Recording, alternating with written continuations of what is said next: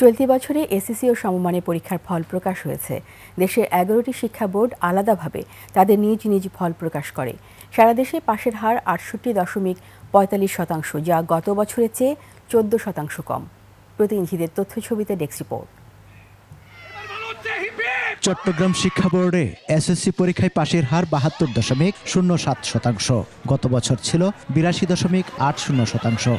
GPA 5 পেয়েছে 11,843 জন। গত বছর এ সংখ্যা ছিল 10,823 জন। রাজশাহী শিক্ষা বোর্ডে এসএসসিতে কমেছে পাশের হার ও জিপিএ 5। এবার পাশের হার 77.63%। গত বছর ছিল 89.26%। জিপিএ 5 পেয়েছে 22,327 জন। যশোর শিক্ষা বোর্ডে কমেছে জিপিএ 5 ও পাশের হার 73.69 ও জিপিএ 5 পেয়েছে 15,410 জন। গত বছর পাশের হার ছিল 93 ও জিপিএ 5 এর সংখ্যা ছিল 20,761 জন। কুমিল্লা বোর্ডে 6 জেলায় পাশের হারে মেয়েরা এগিয়ে। জিপিএ 5-এও মেয়েরা এগিয়ে। বোর্ডে পাশের হার 63.60। জিপিএ 5 পেয়েছে 9,902 জন। দিনাজপুর বোর্ডে পাশের হার 67.03%। গত বছরের তুলনায় এবার পাশের হার 11% কম।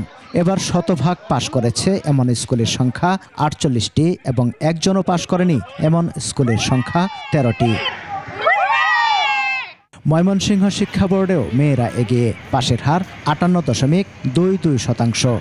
জিপিএ 5 পেয়েছে 6,678 জন। ভালো ফলাফল করায় খুশি শিক্ষার্থী ও অভিভাবকরা। আমার দুই মেয়ে স্কুল থেকে গোল্ডেন প্লাস পাইছে, এজন্য আমার অনেক আনন্দ লাগতেছে। সিলেট শিক্ষা বোর্ডে পাশের হার 68.57%। কৃতকার্য শিক্ষার্থীর সংখ্যা 70,091 জন।